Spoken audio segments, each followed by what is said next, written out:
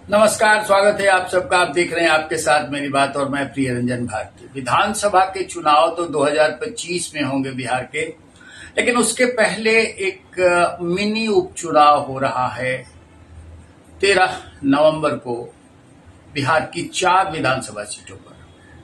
ये 4 विधानसभा सीटों पर जो उपचुनाव हो रहे हैं, इसकी चर्चा लंबे समय से चली आ रही है, लेकिन अब चुनावी समर बिछेगा और लड़ाई थमेगी। जी हाँ, मैं ये जिन सीटों पर उपचुनाव है उसकी चर्चा आपसे कर रहा हूं, और चर्चा इस बात की भी कर रहा हूं कि जीतेगा कौन और हारेगा कौन। बड़ा एक लंबा इस पर उधेड़बुन लंबी बहस चलती रही है कि कौन जीतेगा कौन हारेगा।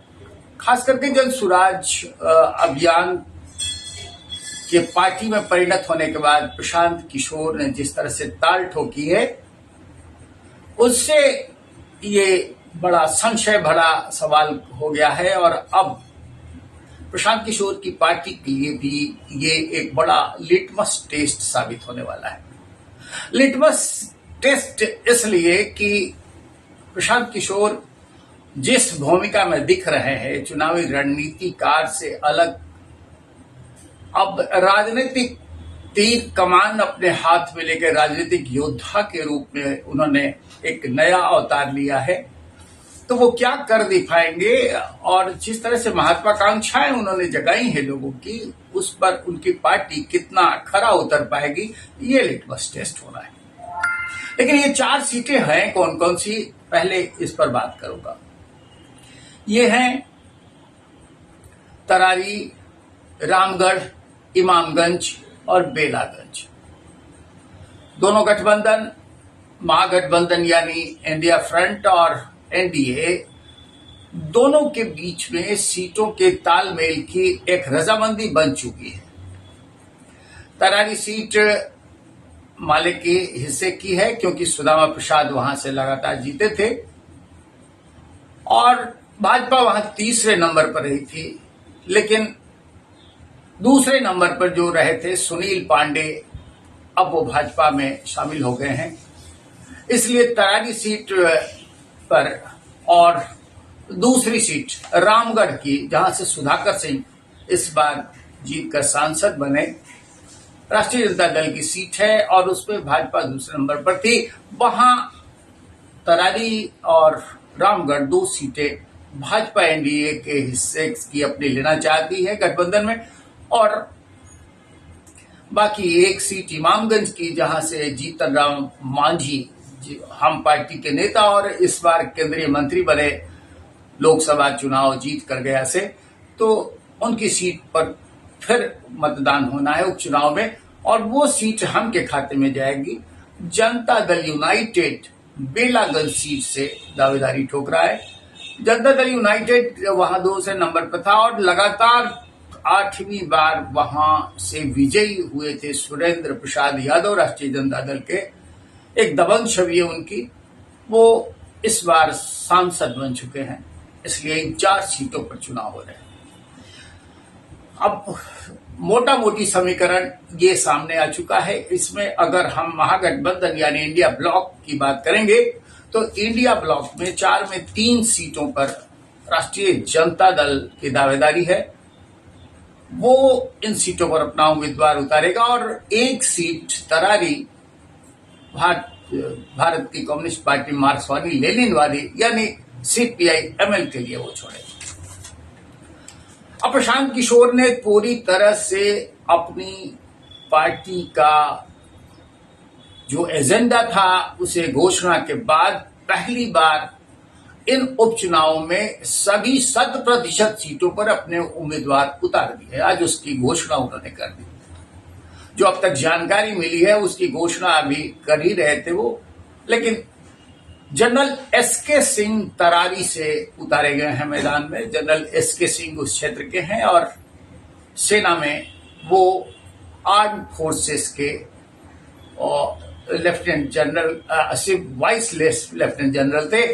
उसके अलावा उनके लिए एक उपलब्धि है, उनके लिए खासियत है कि वो उस विधानसभा क्षेत्र के मतदाता है, वहां के बासिंदे हैं। जनरल एसके सिंह का चुनाव में उतरना कितना महत्वपूर्ण साबित होगा तरारी के वोटरों के लिए, और जन स्वराज अभियान से पार्टी बनने के बाद प्रशांत किशोर ने जिन महत्वाकांक्षाओं को जगाया है जनता में, उस पर वोटों का गणित कितना सटीक बैठेगा ये मूल्यांकन होना है। इसी तरह से रामगढ़ में, इमामगंज में और बेलागंज में, इन 3 सीटों पर भी, इन तीनों गंज में भी कौन गंजा साबित होगा और कौन अपने नारे को गुंजायमान करेगा, ये साबित होना है। और ये साबित कैसे होगा?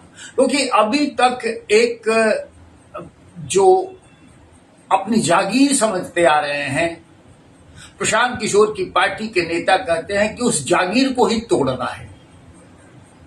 लोग जो अपनी बपौती समझ रहे हैं कि मेरा ये गढ़ है, प्रशांत किशोर की जन स्वराज पार्टी उस गढ़ को ही धराशायी करने निकली। लेकिन धराशायी वो नहीं करेगी, धराशायी तो करेगी जनता, और जनता की ताकत से ये धराशायी करेंगे। यानी जनबल इनके साथ आएगा, और जनबल आने का यही पैमाना है चुनाव। चुनाव में जनबल अगर जनतांत्रिक तरीके से इनके साथ जुटता है और बहुमत हासिल कर लेते हैं, मतलब साफ है कि इनके पास जनबल है, बाहुबल है, और तब फिर ये साबित होता है कि इनका ही अधिकार है, ये ही अपनी डंका बजा सकते हैं। और ये लिटमस टेस्ट होना है। प्रशांत किशोर ने महत्वाकांक्षाएं जितनी जगाई हैं, 1 साल पूरे 1.5 साल से वो जनता को झकझोर रहे। 2 मुद्दों पर उन्होंने खास रूप से ध्यान लोगों का खींचा है कि बिहार को हम ऐसी धरती बनाएंगे, ऐसी इंडस्ट्री बना देंगे, बिहार को इतना संबल, इतना मजबूत बना देंगे कि लोगों का पलायन यहां से रुके, लोग यहां आए और नौकरी करें। नंबर 1, 2। और नंबर 2, उन्होंने कहा है कि बिहार में एक ऐसा राज स्थापित हो जाएगा जिसको सुराज कह सकते हैं, जनता का राज होगा। जनता की उम्मीदों पर खरा उतरेंगे, पलायन रोकें। शराबबंदी के बारे में उन्होंने जितनी बातें कही है कि 1 दिन में शराबबंदी कर देंगे, इससे जनता दल यू में कुनकुनाहट बढ़ी, जनता दल यू में बेचैनी बढ़ी, क्योंकि नीतीश कुमार की पार्टी जनता दल यू है, और जनता दल यूनाइटेड यानी नीतीश कुमार ने ही बिहार में शराबबंदी लागू की है। प्रशांत किशोर और दूसरी पार्टियों के लोग ये सब कह रहे हैं कि शराबबंदी तो कागजों पर है, कहीं तो शराब बंद दिखती नहीं है, शराब तो खूब चालू है। तो प्रशांत किशोर ने जिस तरह की बातें कही हैं, उसको सरजमीन पर उतारने का यही फौरी तरीका है, और इसी चुनाव में इस बात की सिद्धि हो जाएगी कि वो कितने पानी में हैं, या फिर जनता उनको कितना बेपानी करना चाहती है, ये भी समझ में आ जाएगा। देखिए, जनता का मूड भांपना बड़ा कठिन होता है, और जनता अपने मूड को दर्शाती भी नहीं है। लोग खुल करके तभी बोलते हैं जबकि झगड़े झंझट हो, उसमें भी बहुत सारे लोग नहीं बोलते, पीछे रहते हैं, या तो बीच बचाव में रहते हैं या पीछे रहते हैं। मुखर वही जो मुखर होता है वही बोलता है। लेकिन आप समझे संक्षेप में तो यही कि जनता चुपचाप अपने मताधिकार के प्रयोग के जरिए ये दिखला देती है कि वो किसके साथ है और उसका समर्थन किसे है। यही लोकतंत्र कहा जाता है, इसे ही लोकतंत्र कहते हैं। अब इस लोकतंत्र में जो यज्ञ होता है, महायज्ञ, वो चुनाव है, और उपचुनाव उसकी एक छोटी सी किस्त है।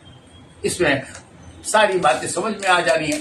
सबसे ज्यादा इसमें अगर किसी बात की प्रतीक्षा लोगों को होगी तो वो है कि प्रशांत किशोर की पार्टी जन स्वराज क्या कुछ कर पाती है, और जिस तरह से उन्होंने स्ट्रक्चर खड़ा किया है, जिस तरह से वो दावे कर रहे हैं कि हम 200 के आंकड़े को छू लेंगे, उसका परीक्षण हो जाना है और उसकी तस्वीर साफ हो जानी है कि वाकई प्रशांत किशोर जो कह रहे हैं उनकी बातों में दम है, और वाकई जनता की बात, जनता के बल की बात वो कर रहे हैं, जनता उनके साथ है। ये तय हो जाना है।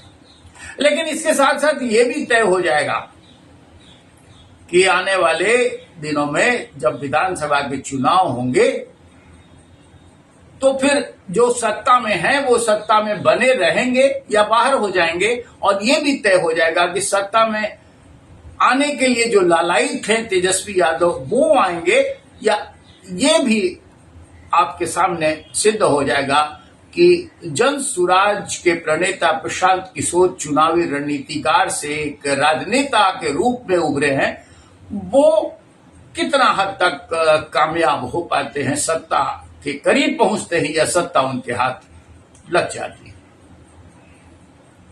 अब ये वक्त बताएगा, लेकिन आप तो बता ही रहे हैं, आप तो अपनी बात साझा कर ही रहे हैं, और करिए, हमसे अपनी प्रतिक्रियाएं हमें दीजिए, और साथ साथ ये निवेदन कि आप देखते रहिए, आपके साथ मेरी बात, बने रहिए हमारे साथ। मिलते हैं फिर, नमस्कार।